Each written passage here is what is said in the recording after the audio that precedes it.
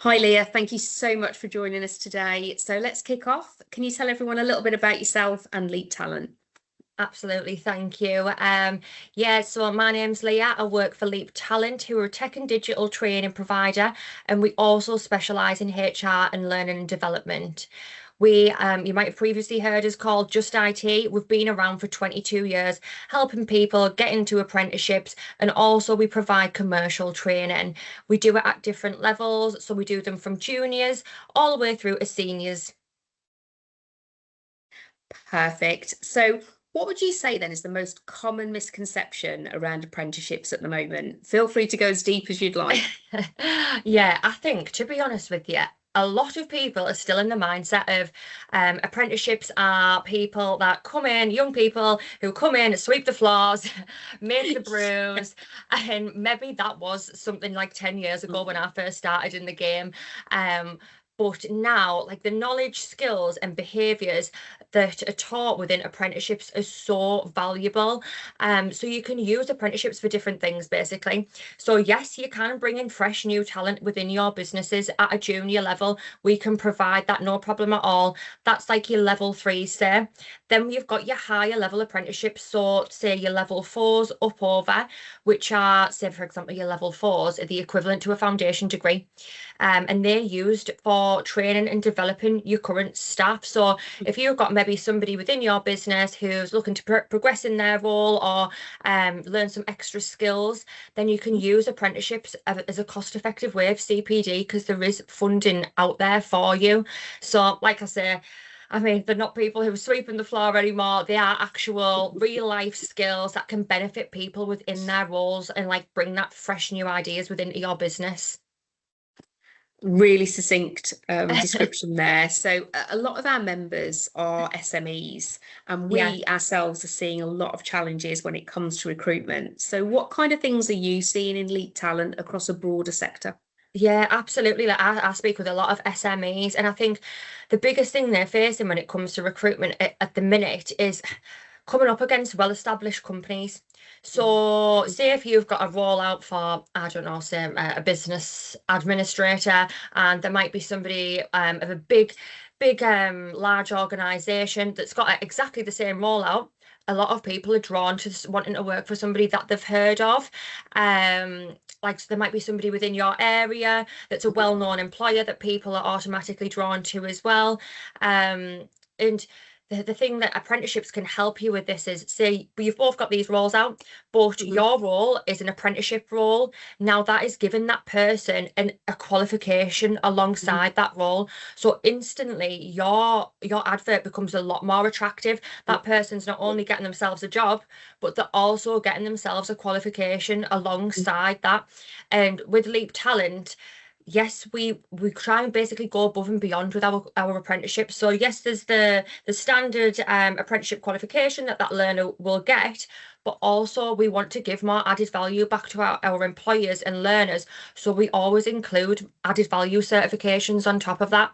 So yes, the learner comes out with that apprenticeship, but also they might come out with one or two extra certifications under the belt that we will provide for free as well. So Mhm. that would automatically go into your advert and make it more attractive. Um, Other things that the SMEs are struggling with in recruitment is fees.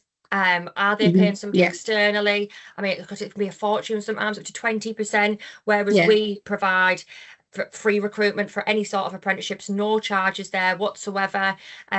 And also time. Like so, some people, I mean, you might not have time to be recruiting. God, I've Yeah. seen adverts go out before where there's like hundreds of applicants, and it's how do you find the time to even Mhm. get through them? Well, we take that all off your hands. Your advert would get dedicated to your own recruiter who would sift through all of the CVs, make sure that they're eligible, make sure that they've got right to work, are they in distance, and then anybody that fits your job advert, we would then send over to you, and you can Mhm. pick from the people that fit your role. So Mhm. we take care of all of that for you as well. So I know time constraints can be hard for a lot of organisations. Absolutely, absolutely. So, in your opinion, then, how do you think, alongside everything else that you've just mentioned, apprenticeships would help future-proof a business? 100%. It's like the biggest pro of apprenticeships is future proofing of a business. I know, again, when I speak to a lot of employees, they're finding that an aging workforce Mhm. is something that's coming a lot more common now. And Yeah. it's like, how do you backfill them roles? Well, again, through apprenticeships is a really good, it's cost effective, number one, but also you are bringing in like fresh new talent into the business. If you're bringing in new hires, they're maybe a little bit younger, so they've got different mindsets to people. You're getting a more diverse workforce. And like I said, I've worked with tech apprenticeships 10 years now. So say I've placed an IT apprentice 10 years ago, they've now grown with the company, and now some of them are IT managers, IT Yeah. directors, and they're now taking on their own apprentices, and it's come full circle, and it's so good to see. Mhm. Like staff retention is huge for organizations, and apprenticeships will help that. So Mhm. your learners usually stay on after that apprenticeship, and then they grow with the company, they progress within their roles, and then again, hopefully that then they'll be taking on their own apprentices. Yeah. So yeah, massively help with future proofing. And I think that is vitally important. You know, we constantly see that trend where growing your own skills and your own talent pipeline Yeah, is where everything is at the moment. So there have been some conflicting stories in the PR and yeah. press that sits around apprenticeships lately. I'm sure everyone has seen them around changes in funding. And I was just wondering, as a provider, if you could potentially provide some clarity over what support might be available for training, specifically for SMEs. Yeah, absolutely. So there's two different brackets of funding, and the one for SMEs, it goes off your annual wage bill. So if you've got an annual wage bill of less than 3 million, you fall into a bracket called non-levy.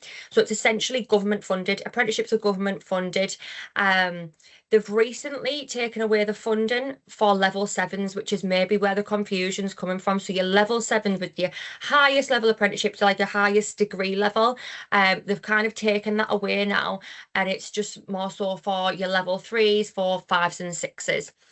How the funding works is if you were to enroll somebody onto course, whether that be a new hire apprentice or somebody within the business that you're looking to upskill, if they are aged between 16 to 21, it's 100% government funded.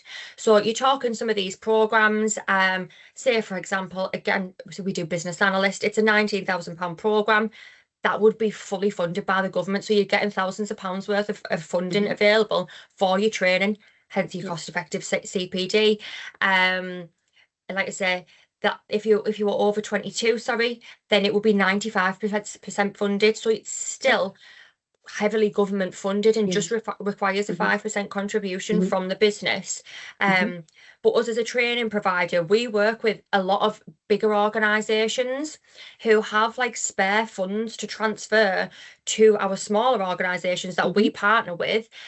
So if that 5% was ever a problem for any of our SME employers that were looking to enrol on apprenticeships, just let us know and we can try and get that funded for you. We have a lot of connections.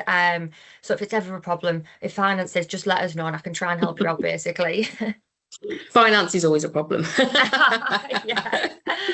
So, just on that then, if our members are interested, they can obviously reach out to the LIA directly. But if they did want to find out more or have a chat with you, I'm sure there's going to be some kind of guidance on how to get in touch and next Abs- steps to take. Absolutely, yeah, thank you. So on screen there is my email address and my phone number. Please do get in touch, but feel free to phone me, email me, Teams me, whatever's best. We can arrange a meeting if it's just a quick 2 minute chat. If you've got a few questions, just let me know and I can help you out whenever. Perfect. Well, thank you so much, Leah. It's been an absolute pleasure as always, and we'll speak to you again soon. Thank you so much for having me. No problem. Take care. Bye.